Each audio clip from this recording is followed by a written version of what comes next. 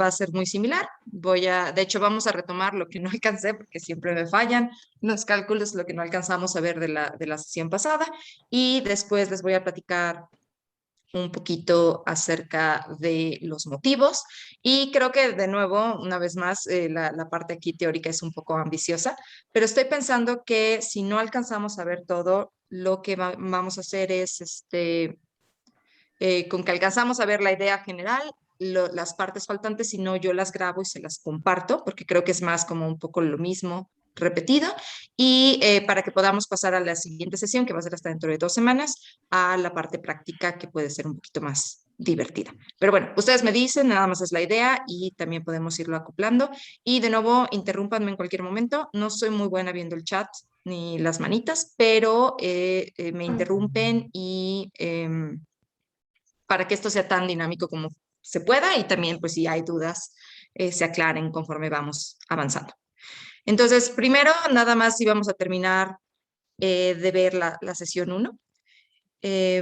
Primero, nos quedamos con la función de Michaelis-Menten, y quería yo preguntarles si les compartí un documento, no sé si tuvieron chance de verlo, si hay dudas en esa parte, si quieren que lo retomemos o nos saltamos ya a la siguiente parte. Sí lo vimos un poquito rapidito en la sesión 1.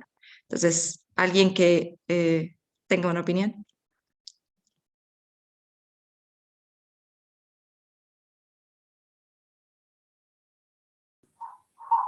Yo creo que podríamos verlo. ¿Otra vez? Sí, Michaelis-Menten igual es un poco complicado. Ok, perfecto. Entonces así lo hacemos. Déjenme pasarme al pizarrón entonces. Ok, cierro mi camarita porque con la pluma me pego mucho. Vamos a ver entonces. Sí ven mi pizarrón, ¿verdad? Sí. Ok, entonces, si recuerdan, el problema en general, o la razón por la que nos interesa, ¿por qué no estoy pintando?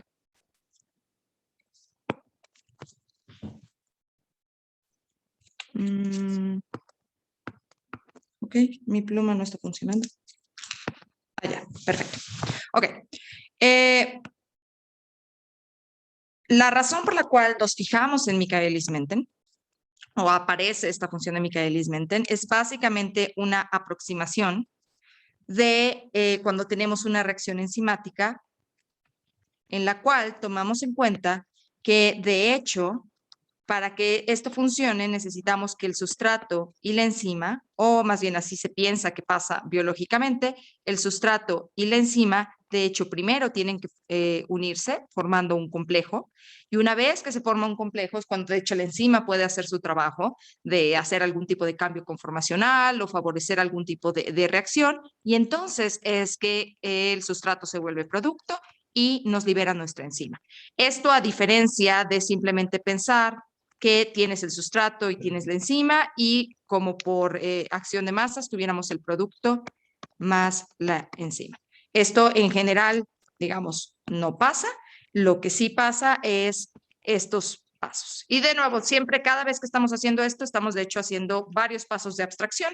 Las cosas nunca son tan sencillas, pero de entrada sabemos que esta parte de acá es demasiado sencilla y no captura el comportamiento que nos interesa, que entre otras cosas es que de hecho nuestros sistemas, nuestras reacciones enzimáticas en general siempre se saturan, y donde se saturen depende esencialmente de cuántas enzimas tengamos disponibles, porque al final de cuentas la enzima es como la maquinaria o tu trabajador que está haciendo esto, y no importa que tú le des más y más recursos, si no tienes suficiente maquinaria, no puedes producir más recursos, ¿no? Entonces tiene un sentido lógico, y es algo que observamos además biológicamente, y entonces lo que vamos a hacer es, o la función Michaelis-Menten es básicamente tratar este problema que tiene varios pasitos y que cada uno sería acción de masas, como hemos estado trabajando, pero no queremos hacer todos los pasitos. Queremos tratar de encontrar simplemente cuánto se está produciendo, digamos, el flujo, y acá le debería poner eso, el flujo de P,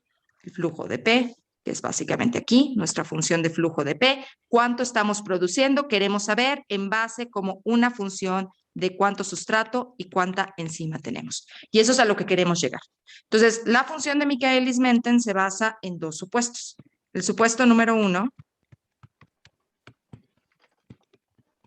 Estos supuestos son importantes porque no solo nos dice cómo se derivó, sino tenemos que tener estos como ciertos para poder usar. Que no me ha respondido.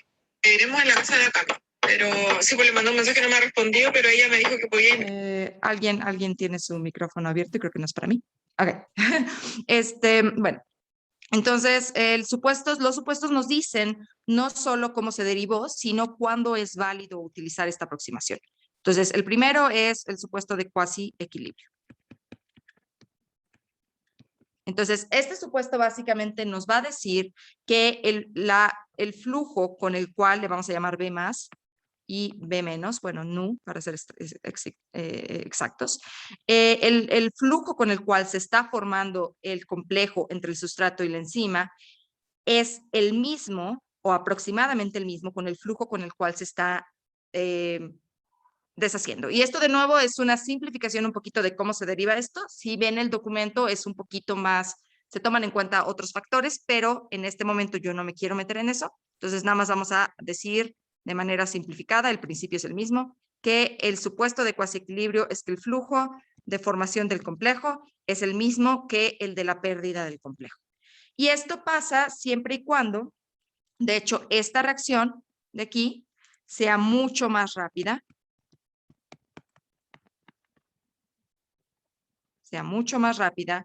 que la reacción de aquí. Esta es mucho más lenta. Y eso pasa en muchas ocasiones. A final de cuentas, el que dos moléculas se unan, en general lo observamos que es mucho más rápido, mientras que para que esto suceda, de hecho no sé si están familiarizados con la energía libre de Gibbs. Si no están familiarizados, esto no va a ser nada útil, pero normalmente cuando uno en bioquímica hablan de reacciones, la energía de Gibbs, y ese es el cambio, en general quieres minimizar la energía y la idea es que tienes, por ejemplo, el sustrato en su forma como antes de la reacción y tienes el producto y se ven algo, me lo estoy súper inventando, espero no estarles diciendo nada terrible, pero digamos, aunque el producto sea más favorable energéticamente, tienes una barrera energética enorme aquí que tienes que brincar. Entonces, de alguna manera, lo que hace la enzima, ya no sé qué estoy haciendo. Listo. Lo que hace la enzima es reducir la barrera energética, de hecho no lo debería hacer así, sino como así. Y entonces lo brinca, pero siempre hay también una barrera energética, entonces a final de cuentas esta reacción es en general más lenta. Y esto estuvo súper divague, lo siento. Ok, me concentro en lo que sí les tengo que platicar, porque además si no, no vamos a acabar. Entonces, la idea aquí es, quedamos que cada una de estas reacciones es acción de masas. Entonces, el flujo positivo que damos por acción de masas va a ser una constante, que le vamos a llamar ahora K más, multiplicada por cuánto tenemos de sustrato, multiplicado por cuánto tenemos de enzima, y el flujo negativo, de nuevo por acción de masas, va a ser una constante K menos, multiplicado por cuánto tenemos del complejo. Entonces, si estamos suponiendo que los flujos son iguales, entonces esto también esta igualdad también se tiene que mantener. Y acá lo que nos interesa es despejar la SE, porque también por acción de masas, nuestro flujo positivo sabemos que va a ser igual a, voy a borrar esto porque sí, esto fue un divague enorme, ahí está. El flujo positivo va a ser igual a también una constante que vamos a llamar K, bueno, de hecho la voy a llamar mu, más por conveniencia, si no luego me voy a hacer bolas, por cuánto tenemos del complejo. Nada más en general no sabemos cuánto tenemos del complejo, entonces vamos a utilizar, este es lo que queremos llegar al final, pero vamos a utilizar este supuesto aquí para despejar nuestra concentración del complejo. Entonces, trabajamos un poquito esta ecuación, que la voy a pasar del lado izquierdo de nuevo nada más por conveniencia, pero acá lo único que me estorba es la K menos pasa dividiendo y me queda que del otro lado es K más sobre K menos multiplicado por S multiplicado por la enzima. Ahora, el problema aquí es que de igual manera que rara vez sabemos cuánto tenemos del complejo, también rara vez sabemos cuánto tenemos de la enzima libre. Es decir, en muchas ocasiones, si bien nos da, tenemos una idea de cuánta enzima total puede haber en el sistema, ya sea porque nosotros se la pusimos, estamos haciendo alguna reacción in vitro y nosotros pusimos una concentración nanomolar de enzima disponible, o porque tenemos alguna idea de cuál es el promotor responsable de expresar el gen de la enzima y entonces podemos hacer un estimado, o porque le pusimos alguna fusión de una proteína reportera o coexpresamos con una proteína reportera, etcétera, etcétera. Pero todas esas medidas nos dicen de alguna manera un estimado de la enzima total en el sistema. Es decir, cuánto hay de enzima libre más cuánto hay de enzima en el complejo. Pero rara vez sabemos exactamente cuánta hay libre. Entonces, lo que vamos a hacer es, como este es un dato conocido, este es a final de cuentas lo que nos interesa, pues simplemente vamos a reescribir esta E libre como la enzima total menos cuánto está en el complejo y sustituimos en la ecuación que estamos tratando de resolver. Entonces nos queda SE igual a K más sobre K menos por la S por, quedamos E total menos SE. Entonces, esta ecuación de aquí es exactamente la misma que acá, nada más quitamos la E que no nos es conveniente y bueno, ahora tenemos la SE de los dos lados de la ecuación y necesitamos despejar. Entonces, voy a hacer esto paso a paso, que es la diferencia con lo que hicimos la vez pasada, que lo hicimos muy rápido. Entonces, nos queda la SE más K más por K menos y lo que voy a hacer es separar, o sea, multiplicar, ¿cómo se llama esto? ¿Distributivo? No me acuerdo. ¿Para qué les digo cosas que no me acuerdo cómo se llaman? En fin, para que sepan, no tengo formación formal en matemáticas, entonces a veces no sé cómo se llaman las cosas. Entonces, esto va a multiplicar por esto y luego le vamos a restar esto multiplicado por esto. Entonces, nuestras constantes multiplicadas por cuánto tenemos de sustrato, multiplicadas por la enzima total, menos, de nuevo, la K más sobre K menos, por la S por la SE. Entonces, es exactamente lo mismo de arriba, nada más lo separamos y eso nos permite tomar todo lo que tenga que esté multiplicando a la SE y pasarlo del otro lado, de tal manera que solo tengamos el complejo del lado izquierdo de la ecuación. Entonces, nos queda SE más, porque lo estamos pasando sumando. Otra forma de ver esto es le sumamos este factor a los dos lados de la ecuación y entonces al sumárselo a este se vuelve 0 y se cancela, pero nos queda del otro lado. Entonces, SE K más sobre K menos multiplicado por el sustrato por la SE y es igual a la K más sobre la K menos por, de nuevo, cuánto tenemos del sustrato por nuestra enzima total. Y lo que vamos a hacer aquí es factorizar la SE de tal manera que también nos quede solo una SE que nos va a ayudar a despejarla. Entonces, esta SE multiplicada por 1 nos daría este factor y luego multiplicada por la K más sobre la K menos por la S nos daría el segundo factor. Y está el más que corresponde al más de aquí. Y del otro lado no hicimos nada, así se queda exactamente igual. De hecho, voy a hacer algo y nada más voy a cambiar, bueno, no voy a hacer nada. Ahí está, la S por la enzima total. Y luego, como lo que queremos despejar es de nuevo la SE, vamos a pasar esto dividiendo al otro lado.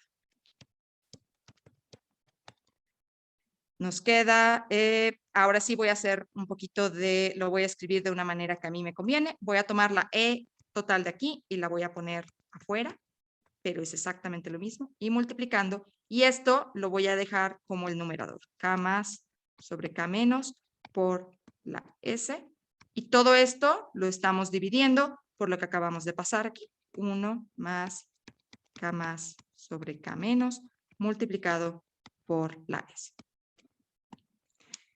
Entonces, ya tenemos esto despejado, ya podríamos trabajarlo, pero para llegar a la forma estándar de Michaelis-Menten, hacemos otro truquito más, en el cual básicamente vamos a multiplicar por 1, pero un 1 que nos es conveniente. Vamos a poner K menos sobre K más sobre K menos sobre K más. Y esto nos gusta o nos conviene porque le va a quitar las constantes que están multiplicando a la S y vamos a reescribir esto un poquito diferente. Entonces nos queda nuestro complejo que nos interesa multiplicado por la enzima total nos queda aquí, entonces quedamos K menos sobre K más multiplicado por K más sobre K menos, se cancelan y nos queda entonces arriba solamente la S. El 1 multiplicado por esto nos queda el K menos sobre el K más, mientras que acá el K menos por el K más también se cancela y nos queda más S. Y esta es de hecho la forma en la cual se escribe normalmente la Michaelis-Menten. Esta es la expresión que queremos. Pero no era solo la S lo que nos interesaba, sino tomarla para nuestra función de flujo del producto que quedamos que es una constante mu multiplicado por cuánto tenemos de SE. Entonces, lo que queríamos al final es la BP mu por enzima total por la S K menos sobre K más por la S. Y de hecho acá voy a hacer de una vez un ajuste y es, en realidad, esto, K menos sobre K más, es una constante, porque tanto K menos como K más son constantes que dependen de las propiedades biofísicas del sistema, es decir, cuáles son mis moléculas, la probabilidad de que se peguen y se despeguen, así como del pH, temperatura, etcétera, etcétera, pero son constantes. Entonces, nada más las vamos a reescribir y en vez de llamarlas K menos sobre K más, la vamos a llamar una KD. Entonces, KD es igual, se le llama constante de disociación porque entre más probable o más rápida sea la disociación comparada a la asociación de las moléculas, recuerden que K menos era que se despegaran, K más que se pegaran, entonces más grande es la KD, entonces esto se le llama constante de disociación. Pero la que realmente nos interesa es esta, que es la función de Michaelis-Menten. A esta se le conoce como la función de Michaelis-Menten. Y ahora me salté un pequeño detalle que se los voy a platicar ahorita. El otro supuesto súper importante, pero que no cambia nuestra expresión, supuesto número 2, es que de hecho, de la misma manera que no sabíamos cuánta enzima libre habría, solo sabemos o tenemos un estimado normalmente de cuánta enzima total hay, lo mismo pasa con el sustrato. No sabemos en realidad, o rara vez sabemos cuánto sustrato hay. Lo que sabemos en general es cuál es el sustrato total, es decir, S más, siempre los cambio de orden en algún momento, ahí está, SE, más cuánto está en el complejo. Entonces, el supuesto aquí es que podemos suponer que la S es aproximadamente igual a la ST. Es decir, que no tengo que preocuparme por este valor aquí y que el que puedo introducir ahí es el que conozco, que es la ST.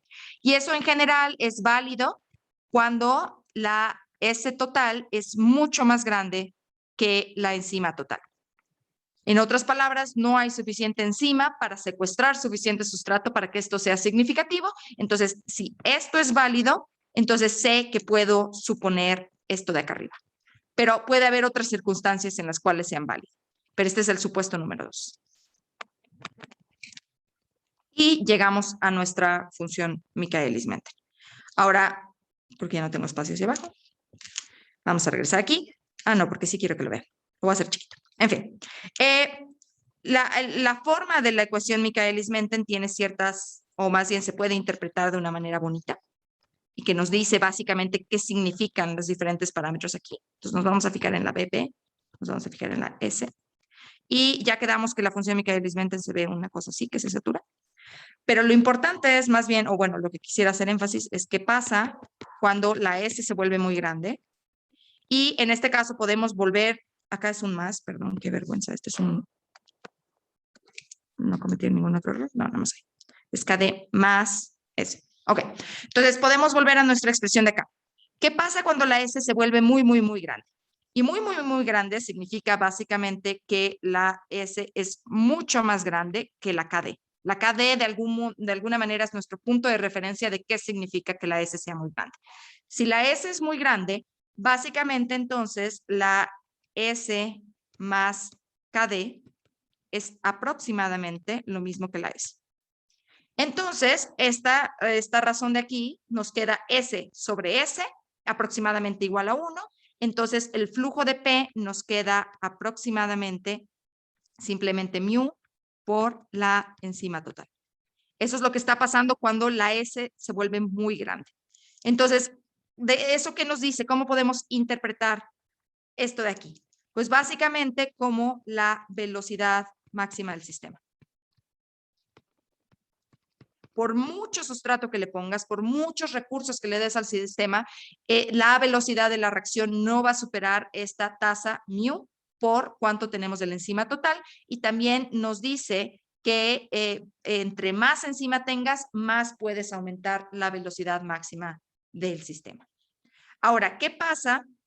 Bueno, si tenemos sustrato igual a 0, entonces también esto se vuelve 0, es 0 sobre KD, 0 multiplicando nos da 0 y el flujo es igual a 0, ¿no? Entonces, en este ejemplo también tenemos 0 reacción si tenemos 0 sustrato y eso hace sentido, ¿no? No puedes producir algo si no tienes los recursos para ello. Pero el otro es, ¿qué pasa si la S es exactamente igual a la KD? Es decir, vamos a decir que estamos por acá.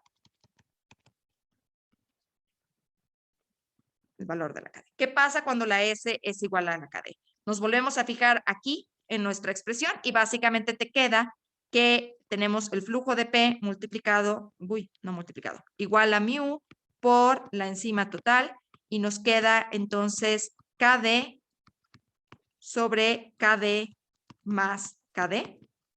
Es decir, nos queda que el flujo de P va a ser exactamente 1/2, KD sobre 2KD, se cancelan los KDs, 1/2 de la velocidad máxima. Entonces, de nuevo, KD nos da este punto de referencia, a veces se le conoce como umbral de activación.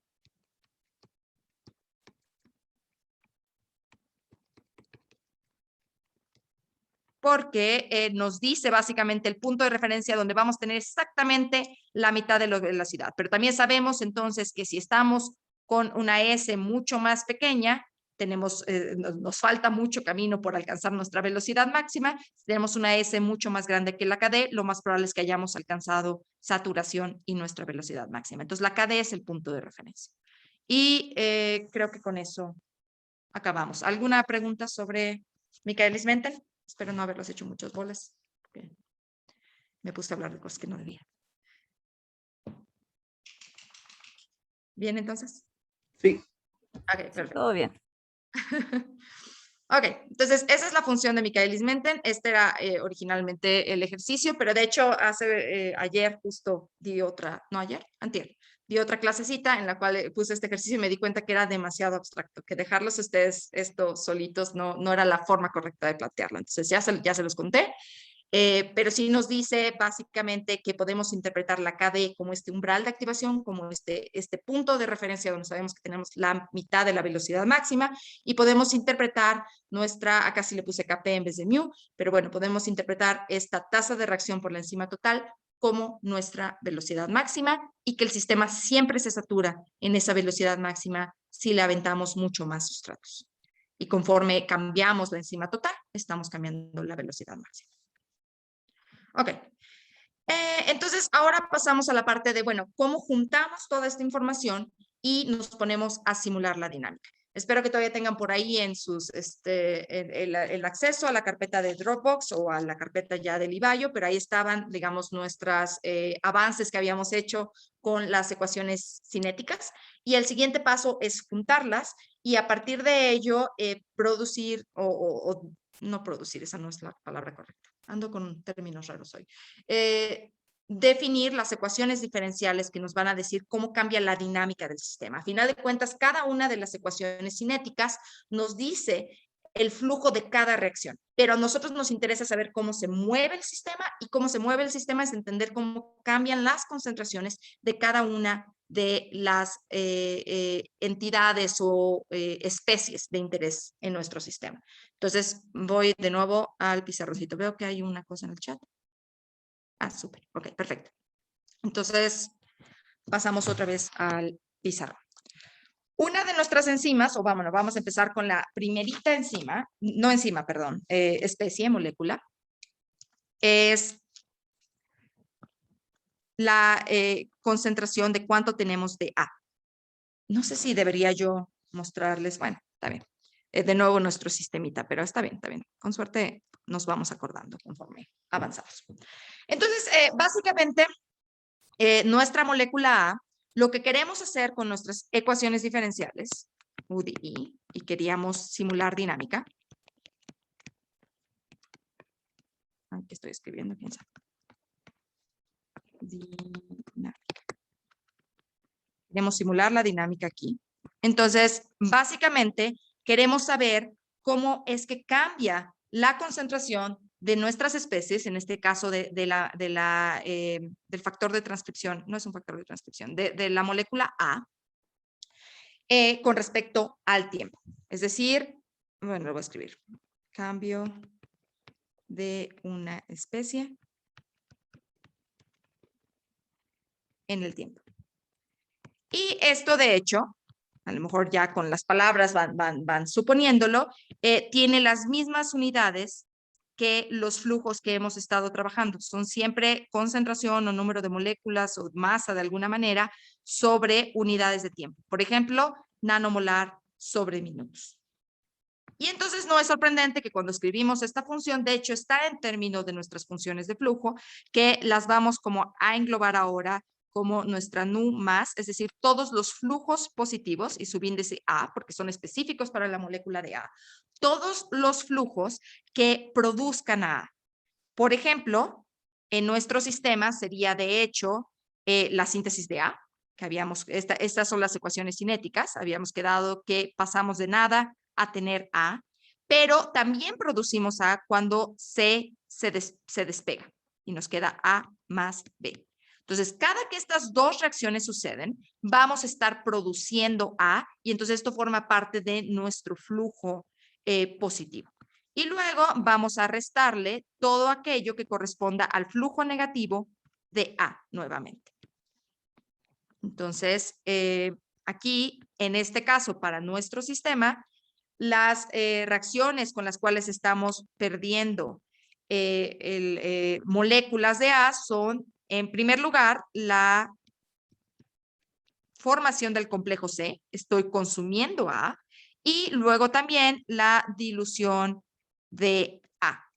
Y de manera muy general, de hecho, siempre que uno está pensando en los flujos que consumen una molécula, que producen una molécula, nos fijamos en nuestras ecuaciones cinéticas y es importante que la A aparezca de este lado de la ecuación. Cuando estamos pensando en los flujos negativos, es aquello en lo cual se está utilizando como recurso y nos fijamos entonces que nuestra especie, en este caso A, aparezca del lado izquierdo de la ecuación, ¿no? Pero entonces, dependiendo del sistema, dependiendo del modelo, nuestro diagrama, nuestras ecuaciones cinéticas, nos fijamos en todas las reacciones en las que aparezcan y eso es lo que vamos a querer poner aquí. Y lo que vamos a escribir son, de hecho, las funciones de flujo.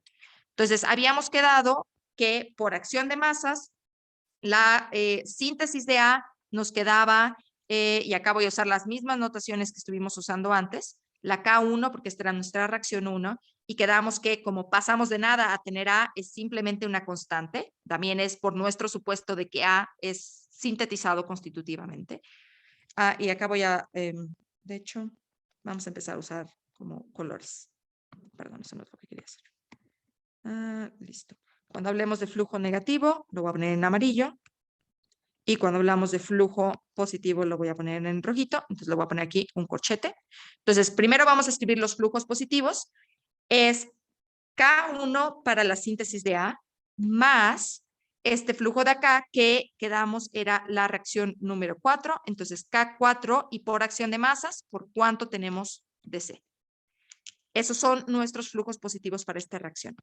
Menos cuánto estamos perdiendo de nuestra A por nuestros flujos negativos. Eso nos queda aquí, de nuevo, por acción de masas, una constante que la habíamos llamado K3, multiplicando por cuánto tenemos de A, multiplicando por cuánto tenemos de B, más, el más, porque ya tenemos el menos afuera, la tasa de reacción de nuestra dilución, que la habíamos llamado K9, por cuánto tenemos de A. Y esto nos queda como nuestro flujo negativo. Y esta es básicamente nuestra ecuación diferencial para A. Esta es la expresión a la que queremos llegar. Esto es algo que podemos resolver computacionalmente, rara vez analíticamente, pero tal vez también analíticamente, si conocemos cuáles son las constantes y conocemos las condiciones iniciales del sistema. De cuánto tenemos de cada uno, podemos entonces simular la dinámica, siempre y cuando hagamos este tipo de ecuaciones para todas las demás especies del sistema, ¿no? Pero acá es muy intuitivo. Estoy diciéndole cuánto estoy produciendo y le estoy diciendo cuánto le estoy restando, tomando en cuenta todas las reacciones que involucran mi sistema. De alguna manera, ¿cuántas involucran mi sistema? De nuevo, depende de lo que yo definí como el sistema versus el universo. Eso siempre es importante. Pero dado que definimos esto, dado que hicimos nuestro diagrama, entonces podemos construir estas ecuaciones diferenciales que nos dicen la dinámica de cada una de las especies. ¿Dudas hasta aquí? ¿Estamos bien? Sí. Okay. Sí, si no, empezaré a asumir que los silencios significa que todo está bien, pero de verdad deténganme si algo no queda claro. Entonces vamos a hacer otro ejercicio. En este caso, no sé. No, sí, de hecho sí. Voy a dejar algunas libres para que ahorita nos separamos y las intentan ustedes. Van a ustedes intentar la función de cambio de B, pero para ponerles otro ejemplito, yo voy a hacer con ustedes la función de cambio de C. Entonces, de nuevo, queremos todo aquello que nos produzca C, que en este caso, de hecho, la única forma de producir C es por la reacción de pegado de A y B. Entonces, tenemos K3 por cuánto tenemos de A por cuánto tenemos de B. Ese es nuestro flujo positivo, menos el flujo negativo de nuestro sistema, que en este caso es también por el despegado, por la función reversa de la formación del complejo, pero también lo podemos perder porque de hecho está siendo fosforilado. Entonces este es K5 por si estuviéramos suponiendo acción de masas, por cuánto tenemos de C, por cuánto tenemos de nuestra enzima D, más la dilución de nuestra enzima C. Esto es lo que corresponde a nuestra flujo negativo. Y acá, de hecho, elegí este ejemplito para ir con ustedes porque nos da la oportunidad de discutir otro detalle aquí. Básicamente, habíamos estado trabajando con acción de masas, pero ahorita que ya justo les platiqué de Michaelis-Menten, sabemos que cuando tienes acción de masas para una función enzimática y la fosforilación de C es una función enzimática, a menudo tiene problemas. Entonces, realmente esto probablemente lo querríamos escribir como una función de Michaelis-Menten, en la cual nuestra K5 es ahora la tasa de reacción máxima multiplicada por la enzima total, eso sería D, multiplicada, que de hecho no necesitamos poner la total porque la D aquí ya era la total. Si no estamos poniendo en nuestro sistema la formación del complejo, entonces la D que estamos simulando siempre es la D total. Entonces la D multiplicada por nuestro sustrato, en este caso es la C, que es la que va a ser fosforilada, y C más una constante de disociación KD. Entonces, esta sería la forma más apropiada de escribir el flujo de esta reacción. Pero estrictamente hablando ahora, para lo que estamos discutiendo, para hablar las funciones, las ecuaciones diferenciales para el cambio de las enzimas, en realidad lo importante es que estamos considerando en el flujo de pérdida cada una de las reacciones enzimáticas y ya cómo escribamos específicamente depende de nuestros supuestos y depende de otras cosas, pero la forma de construirla o de pensarla es exactamente la misma. Ahora, otro ejemplito quedaría pendiente para que ustedes lo hagan en un momento. la función de cambio de la C fosforilada, la función de cambio de la enzima D, pero también para ejemplificar otro detalle que decidimos trabajar, les voy a platicar yo, o la vamos a hacer juntos, la función de cambio del promotor de D. Decidimos que había que estarlo visualizando porque básicamente nos va a decir cómo ocurre el proceso de represión gracias a la C fosforilada. Entonces, el cambio en cuanto tenemos de promotor libre, este es el promotor libre, nos da también, necesitamos el flujo positivo, que en este caso puede ocurrir tanto porque nuestro promotor secuestrado, que está secuestrado porque se le pegó la C fosforilada, tanto porque nuestro promotor secuestrado se está liberando, es decir, la función reversa de este pegado, como por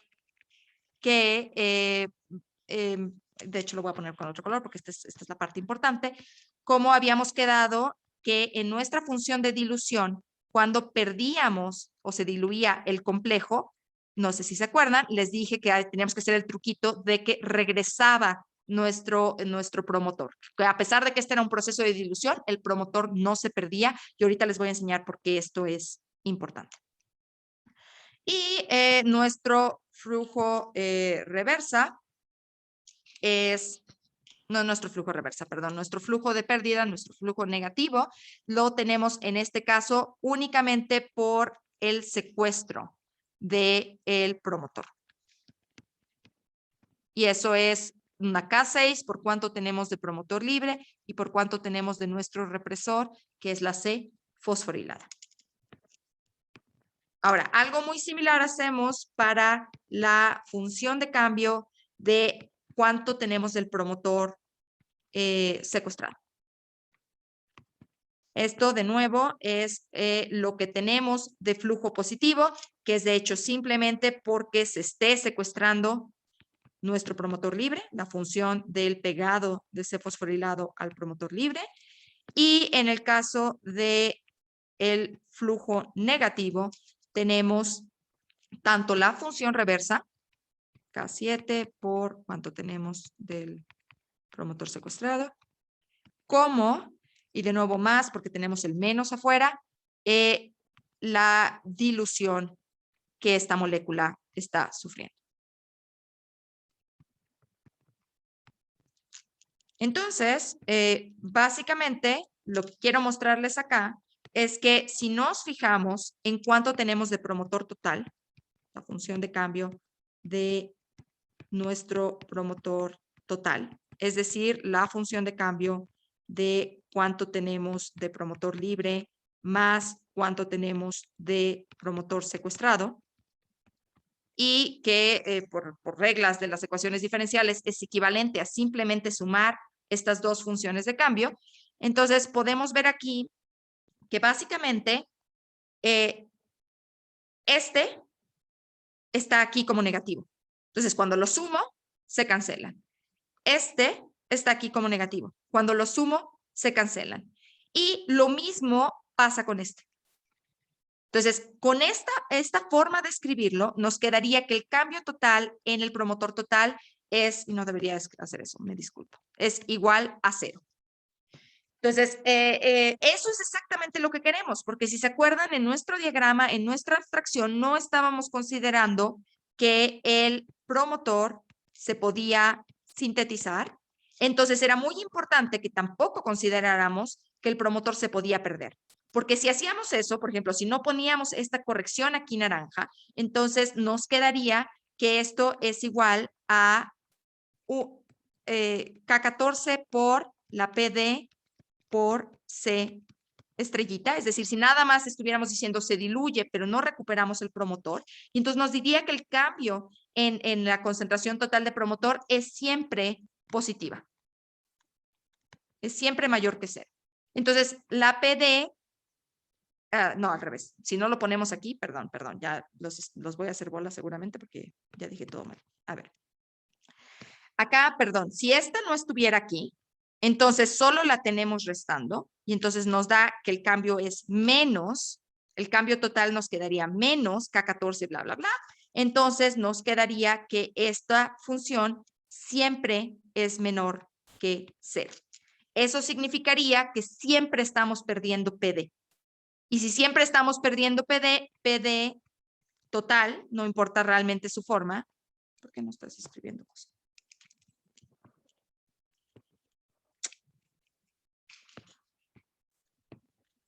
No sé qué está pasando. ¿Me oyen todavía? Creo que se trabó mi computadora. Sí, todavía se escucha. Sí, Sí, tío. Escucha bien. Sí, no sé, no está reaccionando. Espero no se corte y espero regrese. Pero bueno, lo que resultaría aquí, en lo que reacciona mi computadora, es que nos quedaríamos sin promotor de D. Y eso, para empezar, pues es como una solución trivial. Es una solución que no nos ayuda en nada a nuestro sistema. Y no está regresando mi compu.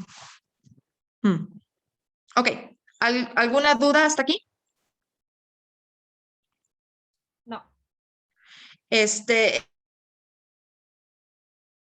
que uno cuando está trabajando con un modelo tiene que checar como estas fugas, como estos errorcitos como lógicos que podrían pasar, que te pueden llevar a que tu sistema básicamente colapse en soluciones triviales o no relevantes, que una concentración se vaya a infinito, que todo se vuelva cero, o sea, cosas que realmente no es lo que esperamos que pase en el sistema biológico y no nos interesan particularmente, ¿no? Entonces, esto de nuevo está asociado con el balance de masas de la P de total que debe cumplir, que en esta descripción del sistema debería cumplir que la concentración total no cambie, porque de nuevo no estamos describiendo que hay síntesis y hay degradación, entonces el supuesto es que no cambia en el tiempo.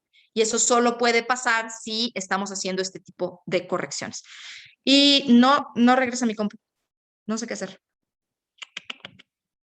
Se me ocurre que la iniciar.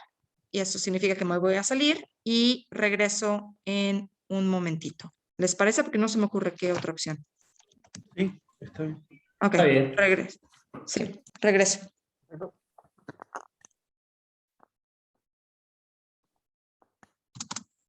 Creo que ya y creo que no me sacó. Ok. En el proceso de intentar, y ahí está todo escrito raro. Sí, yo ya no veía eso. Ok, bueno. Entonces quedan, y ¿sí son todas? Creo que sí son todas las ecuaciones diferenciales. Entonces, quedan pendientes, ahorita les mando el screenshot en la misma liga y a lo mejor les mando la liga también. Queda pendientes las ecuaciones diferenciales de B, de C estrellita y de D. Y veo que vamos considerablemente más, bueno, voy yo, considerablemente más lento de lo planeado, pero creo que es importante que hagamos estos ejercicios. Y entonces, si no podemos hablar tanto de motivos, creo que no es tan importante. Realmente esta es la parte como crucial.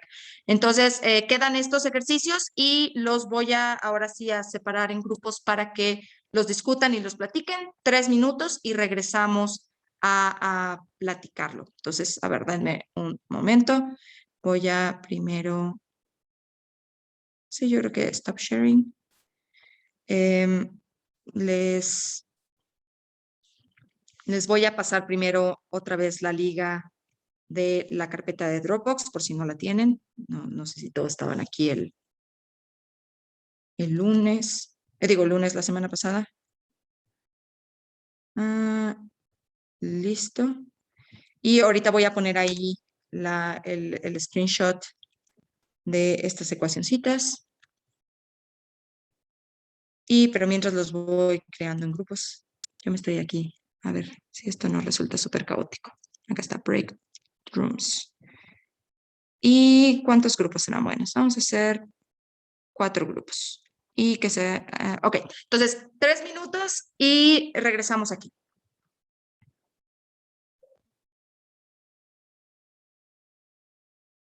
Ok. Creo que les debe llegar la invitación y ustedes tienen que aceptar irse al grupo.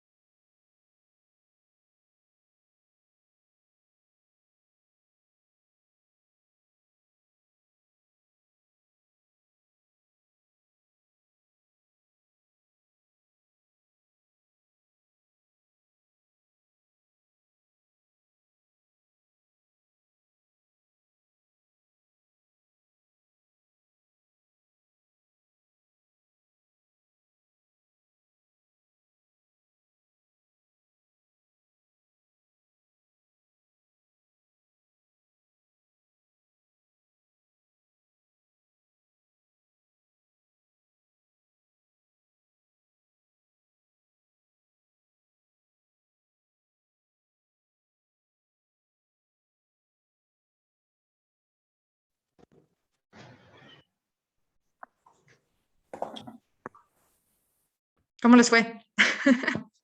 Casi No alcanzamos. terminábamos. Excelente, excelente. Pues yo creo que lo que hacemos justamente es, a lo mejor uno de cada grupo me va dictando alguna. Espera, hice 4 grupos y hay 3 ejemplos. Entonces, no, algún voluntario no va a funcionar por grupo. Nosotros nos podemos restar porque no alcanzamos ni a ver la lámina. Oh, perdón. A ver. Entonces, ¿quién me quiere contar cómo quedó la función de B? Nosotros teníamos una duda respecto a eso, porque empezamos con la generación de B a partir del promotor, Ujú. y esa era la constante K2 en este caso. Sí. ¿Pero es constante K2 o es constante K2 por la concentración del promotor? Ahí es un poco como, de nuevo, depende de la abstracción, ¿no?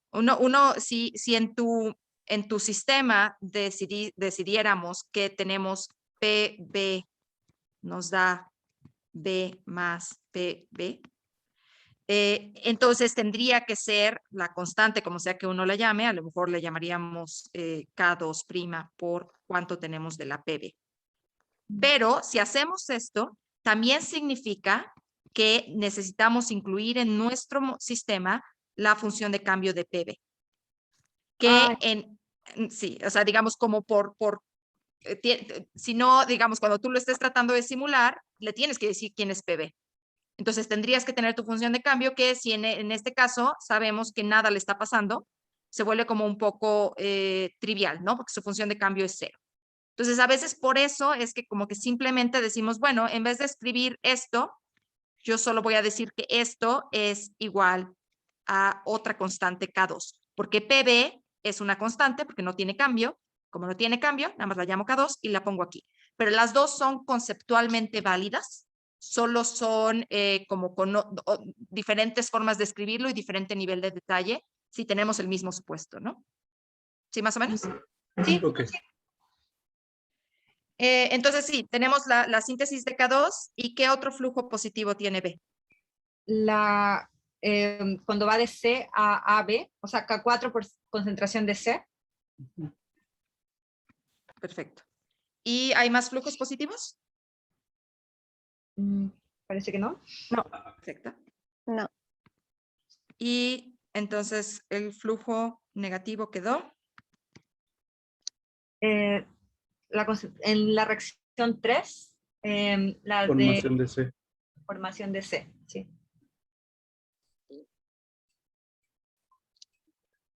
¿Y La algún dilución. otro? La dilución, que es la K10 por cuánto tenemos de B. Perfecto. Gracias. Ahora para la C fosforilada.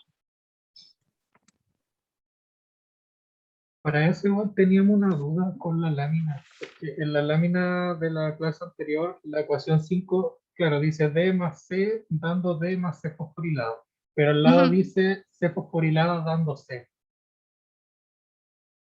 Ah, ya, sí, porque me acuerdo que también surgió esa duda y la estuvimos platicando un poquito, de que estrictamente hablando podría haber la función reversa, de que uno esperaría en biología que la fosforilación a veces también se desfosforila, pero esa no es forzosamente por la misma enzima, no tendría por qué ser D la responsable. Entonces la función reversa es la C fosforilada por algún mecanismo general, pierde su fosforilación y regresa a C.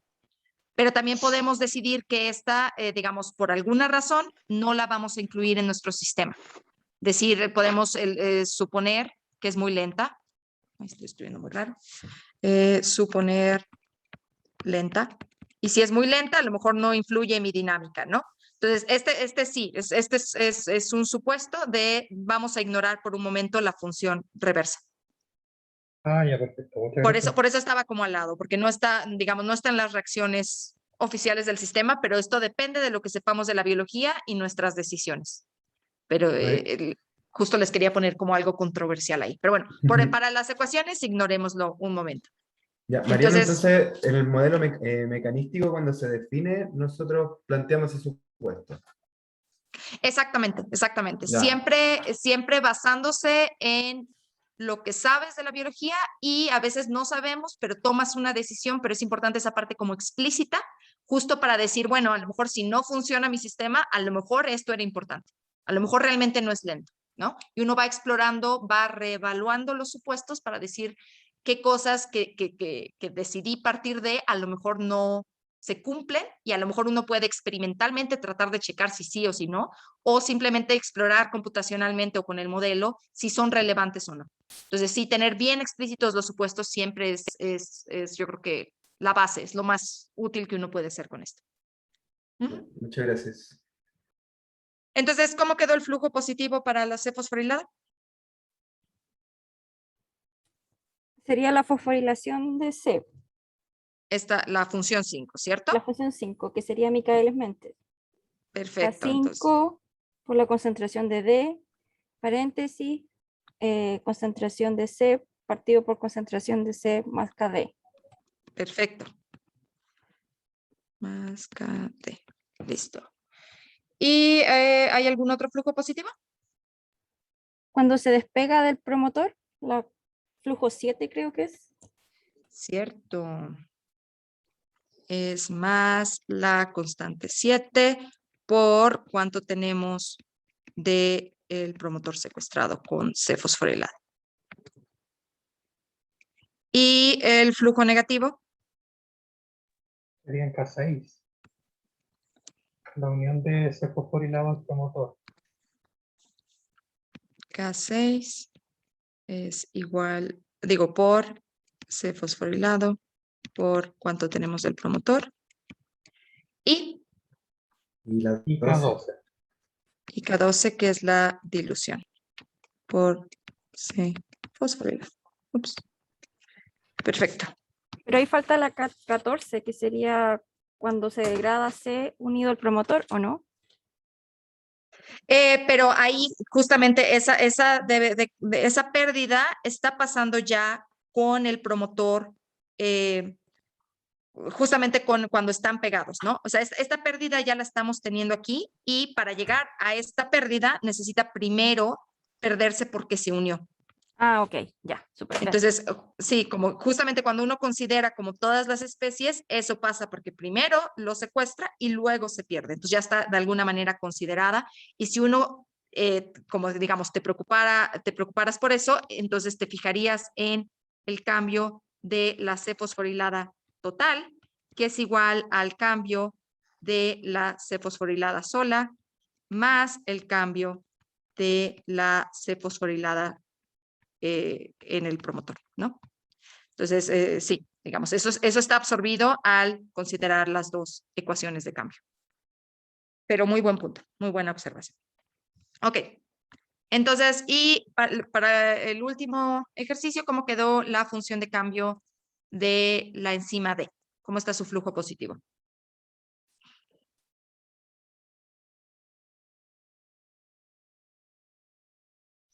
Iría con 8.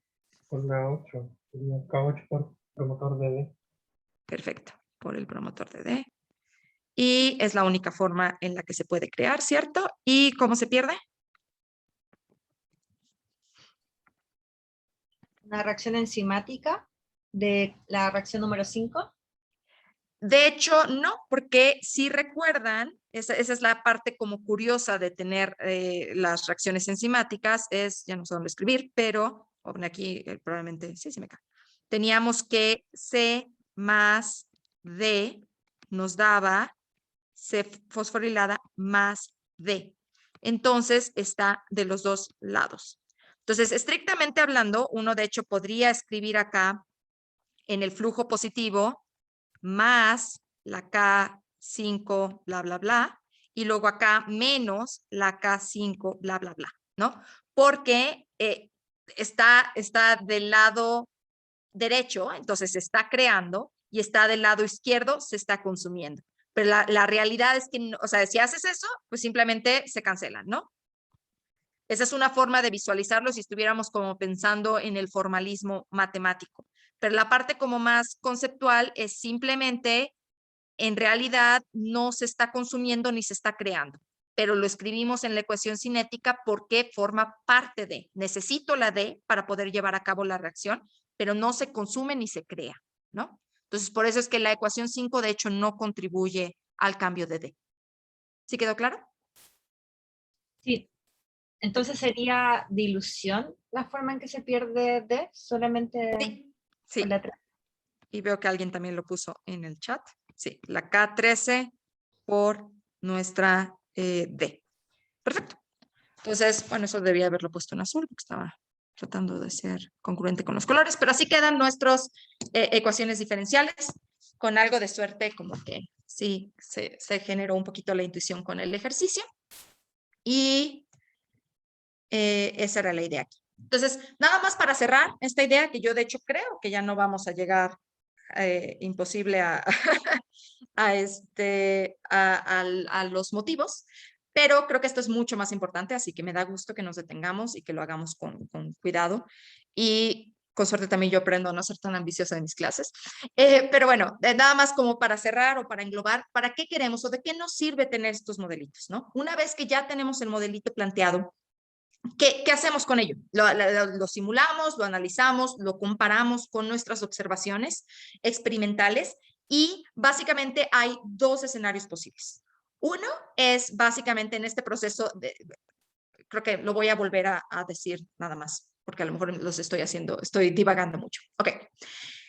Partimos, o cuando estuvimos platicando, en definir esta parte de conoce tu sistema, es definir cuáles son nuestros supuestos, ¿no? Vamos a muy claramente decir lo que creemos que está pasando en el sistema o lo que vamos a suponer que está pasando en el sistema y a partir de eso construimos nuestras ecuaciones y evaluamos la dinámica. Entonces, el siguiente paso es, de hecho, esta parte de validación, que es comparar los resultados de tu modelo con tus observaciones de la biología experimentales o de cualquier otra forma de conocimiento que uno tenga, ¿no? Entonces, vamos a comparar y hay dos posibles escenarios. Uno es que de hecho coincidan nuestras conclusiones o predicciones del modelo teórico con nuestras observaciones. En ese caso, bien, qué padre, ¿no? O sea, realmente, ¿qué podemos hacer si ya dijimos, bueno, creíamos que sabíamos esto, lo metimos a nuestro modelo y resulta que sí lo sabemos? ¿Qué aprendemos de eso? Básicamente nos da una herramienta muy importante para poder hacer experimentos in silico o computacionales, con los cuales ya sabes que algo de verdad tiene tu modelo, que algo está capturando esencial acerca del sistema. Entonces podemos evaluar, por ejemplo, movernos en ciertos rangos de respuesta que a lo mejor experimentalmente nos costaría mucho trabajo o dinero o a veces es simplemente imposible. Entonces agarras el modelo y haces experimentos computacionales para ver qué pasaría si llevamos esta situación a este extremo o a este otro extremo y podemos aprender de observaciones que no teníamos, ¿no? También podemos evaluar, por ejemplo, qué tan sensible o robusto es nuestro sistema a ciertas cosas. Podemos evaluar qué es lo que pasaría si en este sistema yo cambiara el nivel de expresión de A. Y si yo cambiara la afinidad de A por B para formar el complejo C. Y hay ciertas cosas, dependiendo cuál es tu pregunta, dependiendo qué es lo que estás tratando de estudiar, que dices, realmente mi sistema, sí, a lo mejor sí se mueve un poco la expresión de D, que a lo mejor es lo que me interesa al final, sí se mueve un poco, pero el comportamiento es exactamente el mismo. Entonces yo diría que mi sistema no es tan sensible a este tipo de cosas. Y uno puede aprender esto a través del modelo sin necesariamente hacer todos los experimentos. Y podemos también, por ejemplo, predecir mutantes. ¿Qué pasa si yo hiciera un knockout aquí? ¿Qué pasa si yo le moviera esto o el otro al sistema? ¿Qué es lo que yo esperaría? Y luego uno puede ir reproducir ese tipo de experimentos in silico, de hecho, en el laboratorio, ¿no? Entonces, te da una herramienta muy útil para estudiar a otra profundidad y, sobre todo, a otra velocidad tu sistema de interés. Pero yo creo que, de hecho, los casos más importantes o más interesantes y bonitos no es cuando tu modelo coincide a la primera con tus predicciones o tus observaciones. De hecho, es mucho más interesante cuando no coinciden. Entonces, cuando no coinciden, esto te hace reevaluar tus hipótesis, te hace reevaluar esos supuestos a partir de los cuales partiste, que tú creías que sabías acerca de tu sistema. Y en ese proceso podemos aprender cosas nuevas fundamentales acerca del sistema que estás estudiando. Entonces, acá marco como 3 puntos esenciales que yo creo que hay que pensar o evaluar en estos casos. Una es que puede haber un problema estructural. Puede ser que cuando tú planteaste tu diagrama, te faltó considerar cierto tipo de interacción entre una molécula y otra. Y hay ejemplos muy bonitos en la literatura donde han partido de se sabe esto y esto y esto, pero el modelo sugiere que es imposible el tipo de comportamiento o sumamente complicado el tipo de comportamiento con solo ese nivel de interacciones, y que si hubiese, ¿cómo se llama? Si hubiese esta otra reacción, entonces sería mucho más parsimonioso. O en esa otra reacción sí sucedería, y entonces se van al laboratorio y encuentran esa interacción, ¿no? Entonces, en ese sentido, hay ejemplos muy bonitos y es, yo creo que el primer punto a evaluar. El otro punto a evaluar, bueno, a lo mejor no el primero, pero uno de los fundamentales. El otro punto fundamental a evaluar es el nivel de abstracción que estamos poniendo en nuestro sistema. Entonces, por ejemplo, les platiqué la parte de Michaelis-Menten, cuando uno agarra una reacción y dice, voy a pensar que es nada más acción de masas, claramente falla en muchos casos el sistema porque no se satura, cuando sabemos que en los casos biológicos, bioquímicos, siempre se satura. Entonces, así ocurre también para otro tipo de reacciones. Entonces, la abstracción es el otro importante. Y finalmente, también el contexto. Hablamos un poquito de cómo la biología, los sistemas biológicos, pues son sistemas abiertos, son sumamente complejos y están interactuando con miles de cosas al mismo tiempo, y uno decide ignorar el universo y concentrarse solo en una parte chiquita. Entonces, en esa parte chiquita, a veces resulta que no fue suficiente. A veces hay, de hecho, como estas retroalimentaciones más complejas, porque a la hora de que está funcionando tu circuito y haciendo algo, consume recursos que afectan al resto de la célula. Y, por ejemplo, cambia la velocidad a la que crece. Y si cambia la velocidad a la que crece, cambia la dilución y cambia todo el sistema, ¿no? Entonces, a veces necesitamos como ese contexto, ampliarlo un poquito para poder reproducir o capturar la esencia del sistema. Y bueno, eso es hasta aquí con la sesión 1. Entonces, déjenme ver, 20 minutos. Creo que les puedo dar la introducción de motivos. Y de nuevo, les puedo yo platicar esto de otra manera, pero por lo mientras creo que vale la pena detenernos un poquito y que me digan si hay preguntas o comentarios o cualquier cosa relacionado con esto que hablamos hasta ahorita. Si sienten que hay huecos también, podemos aprovechar estos 20 minutos para ir sobre ellos en vez de tratar de abordar más temas.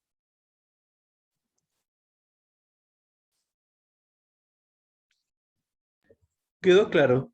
Quizás estos últimos problemas al final hubiese sido interesante ver un ejemplo biológico, pero sí se entiende. Sí, soy muy mala para poner ejemplos biológicos, pero si les interesa, mándenme un correíto y les puedo compartir artículos que yo considero bonitos. No van a ser artículos sencillos de leer, pero pues ya ustedes como con calma. Y es que también por eso no me gusta mucho meterme en explicar ejemplos biológicos, porque ninguno es uno que uno pueda explicar en 5 minutos. O sea, sería un seminario acerca de cómo es que llega uno a eso, ¿no? Pero si les interesa, hay artículos muy bonitos y les puedo compartir. De hecho, a lo mejor pongo en la carpeta y ahí los tienen por si algún día les quieren echar un ojo. Ok, entonces, ¿alguna otra duda o comentario?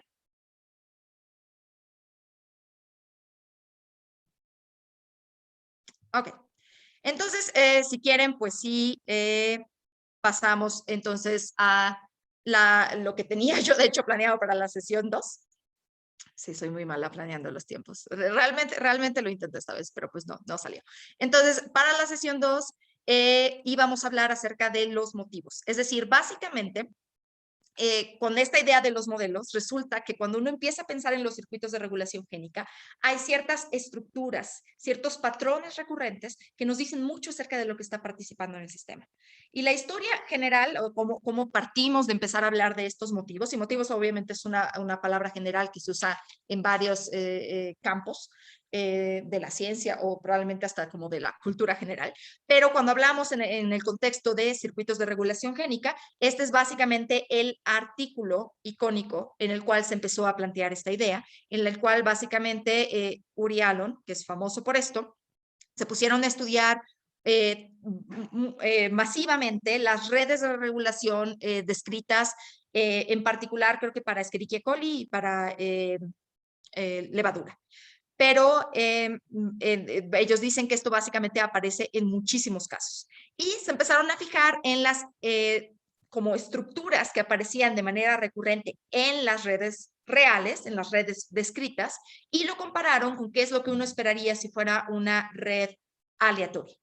Y se dieron cuenta que había ciertos patrones que aparecían una y otra vez sobre representados en las redes biológicas comparado a las redes aleatorias. Y acá, por ejemplo, plantean, y eso es algo que también hablamos un poquito nosotros, que esta flechita representa un tipo de regulación, en particular positiva en este caso, pero este tipo de regulación puede ser regulación transcripcional o puede ser otro tipo, aquí nada más hablamos de cosas moleculares como interacciones entre las moléculas, fosforilaciones, etcétera, etcétera, pero también uno las puede pensar a nivel de redes de conexión neurológicas o incluso redes ecológicas.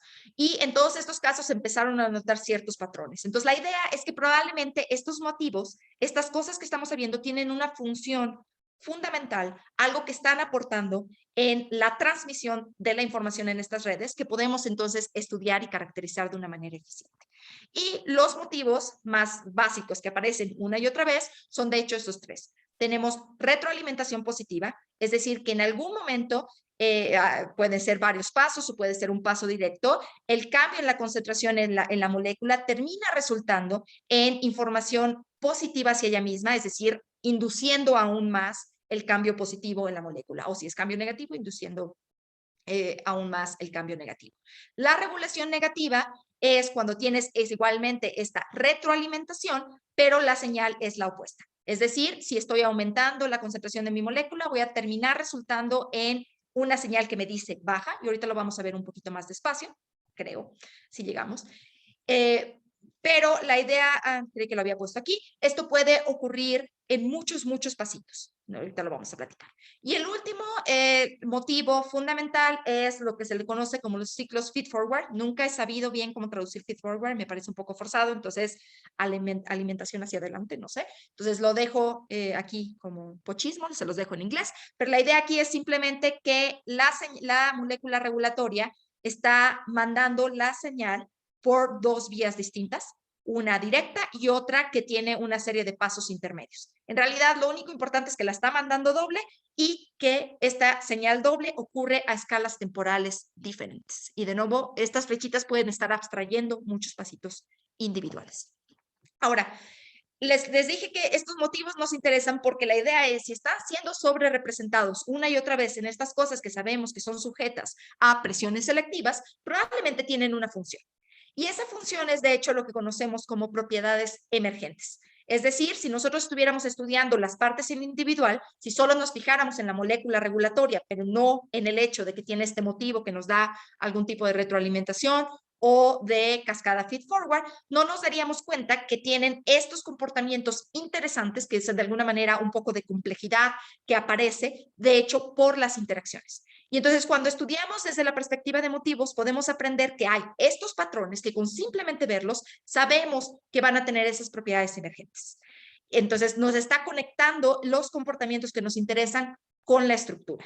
Y para esto implica tanto entender la parte biofísica del sistema como cuáles son las reglas lógicas. Eso es, en otras palabras, es más complejo que simplemente hacer estos diagramitas, pero de alguna manera general sí podemos aprender principios de si no tenemos retroalimentación positiva, esto no puede pasar y ese tipo de escalas.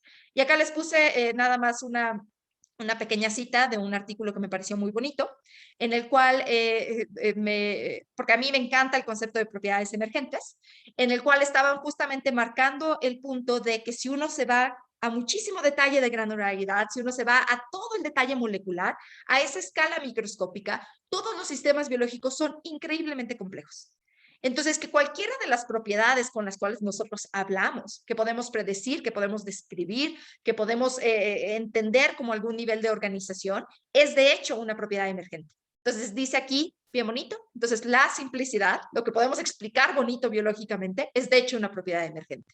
Entonces, de alguna manera con los motivos, de nuevo a cierta escala, con los motivos estamos tratando de entender las reglas de esas propiedades emergentes. Entonces, vamos a pasar a los conceptos básicos, que sí creo que está bien si les platico esto, porque entonces es más fácil que entiendan lo demás si se los mando por video y no estamos directamente en la clase. Entonces, primero es, ¿a qué nos referimos con activación? Entonces, esto es de hecho bastante sencillito. Ah, veo que hay algo en el chat. Todo bien hasta ahora. Perfecto. Soy muy mala viendo el chat. Me disculpo por ello. Ok. Entonces,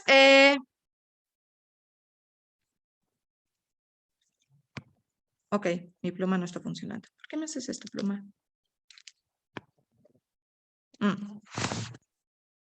¿En serio? Ah.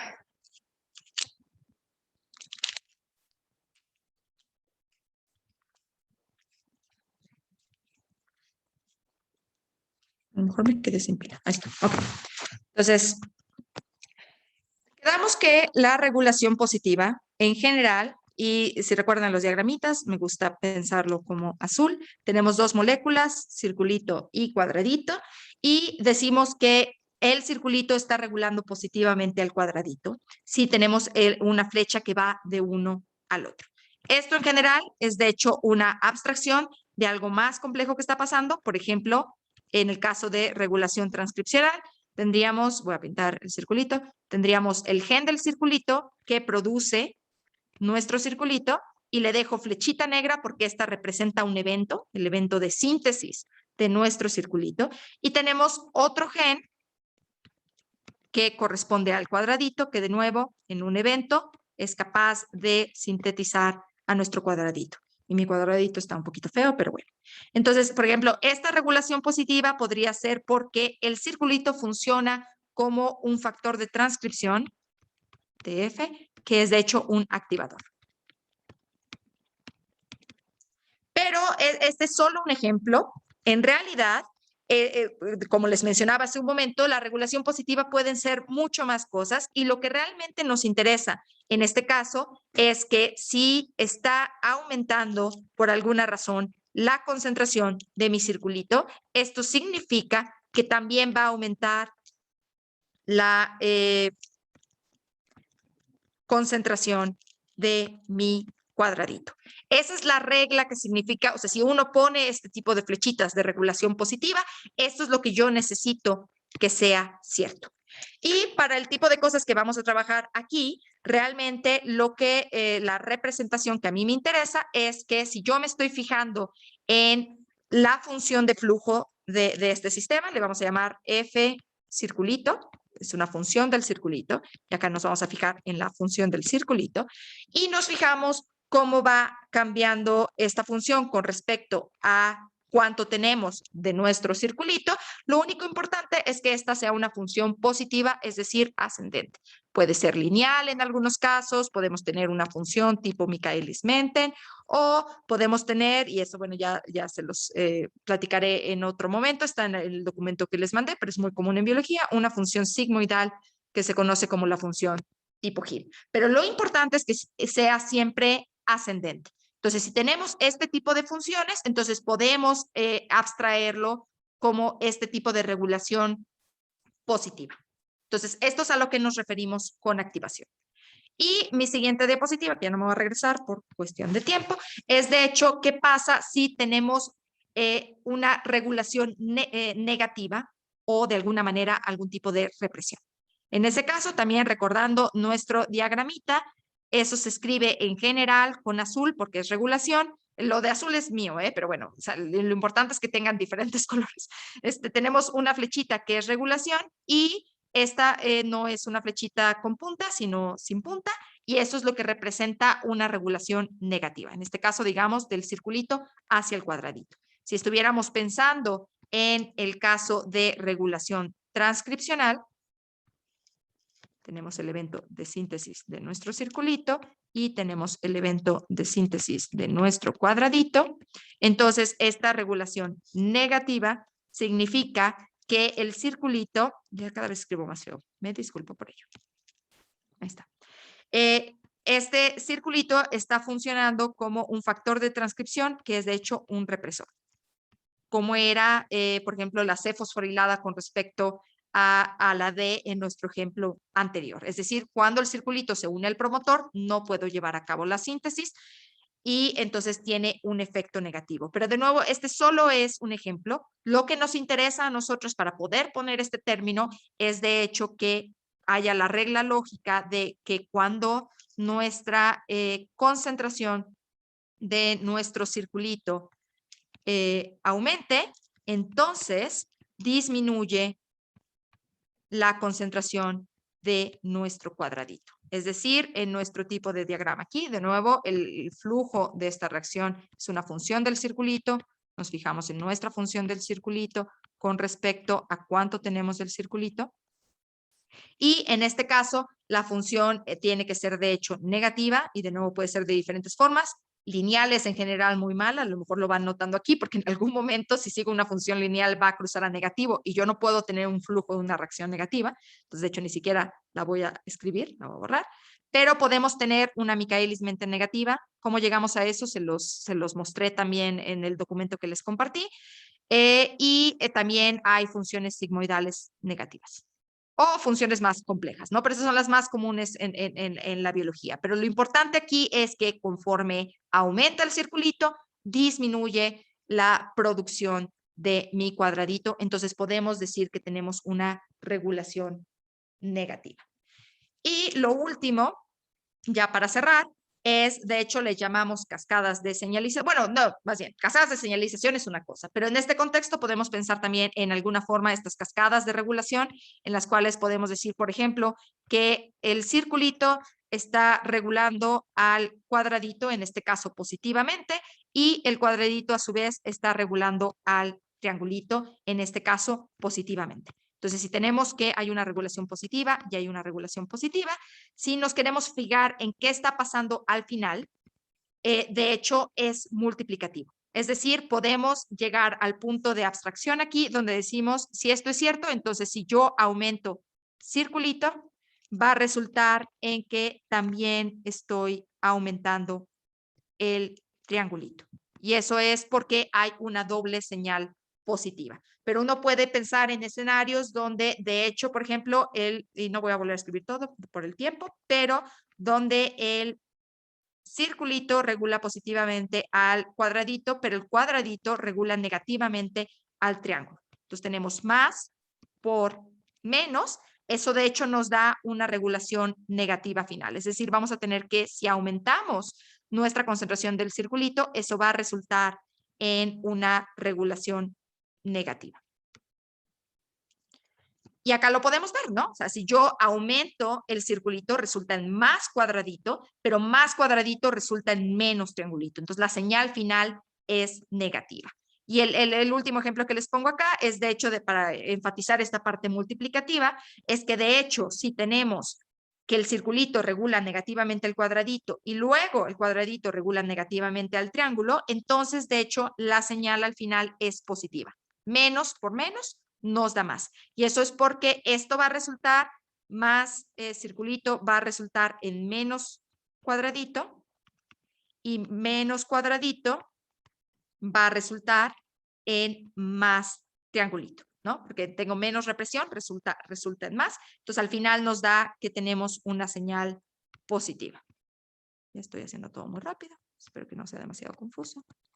Por triangulito. Esto de cualquier modo, yo creo que se los voy a grabar y se los voy a explicar paso por paso, pero esto es de hecho un detalle muy importante porque si recuerdan, en general, en todos los casos, cada una de nuestras flechitas en nuestros diagramas, cada una de estas reacciones que nosotros estamos pensando, de alguna manera son una abstracción. De alguna manera requieren muchísimos pasitos intermedios para llegar de una cosa a la otra.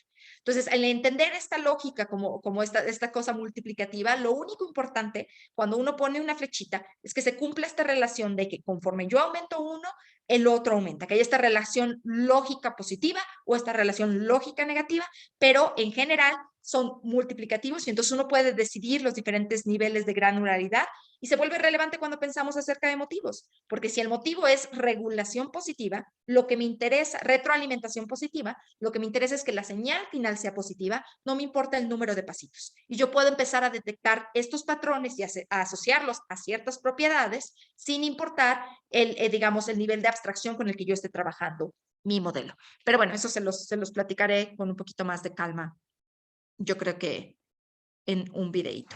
¿Si les gusta esta idea del videíto o prefieren que solo tengamos una en vez de 2 sesiones prácticas y veamos esto con calma la próxima semana? la próxima sesión que tengamos. Lo que a ti te parezca mejor, creo yo. Podría también ser video y el inicio de la próxima clase podría ser como sesión de consulta de lo que no haya quedado claro. Perfecto, perfecto. Sí, me parece una buena idea eso. Entonces, se les queda ahí eso. De hecho, sí les tenía que compartir aquí. Igual se los podemos mandar por correo, pero se les queda 2 tareitas entonces. Ahí está. 2 tareitas. Una es ver el video que apenas voy a grabar, entonces va a tardar un poquito en que les llegue. Yo espero el lunes ya lo tengan, pero de todos modos, como son 2 semanas, creo que hay suficiente tiempo. Y lo otro es, para nuestra sesión práctica, vamos a utilizar Octave, que es open source, entonces no deben tener ningún problema. Bueno, es free software, no sé si es open source, pero que no deben tener ningún problema en usarlo. Les voy a mandar un documentito con las instrucciones generales de cómo instalarlo y con un codiguito que es esencialmente el templado de lo que vamos a estar usando. Entonces el chiste es que ustedes lo corran, se familiaricen con él para que cuando pasemos a la sesión práctica en la siguiente que tengamos, se puedan concentrar en la parte de hecho, de modelaje, de biología, etcétera, etcétera, y no en la parte técnica. Entonces, que se familiaricen con el sistema, que lo instalen desde antes y para que ese día podamos meternos de lleno. Y la otra tareita que se les queda es ver el video y pues anotar sus dudas para que las tratemos en clase. Perfecto. Ok. Entonces, eso es todo. Súper, muchas gracias. Gracias. Muchas gracias, Mariana. Estuvo re buena la clase. Gracias, Mariana. que estés bien. Gracias a ustedes. Bye, bye. Chao.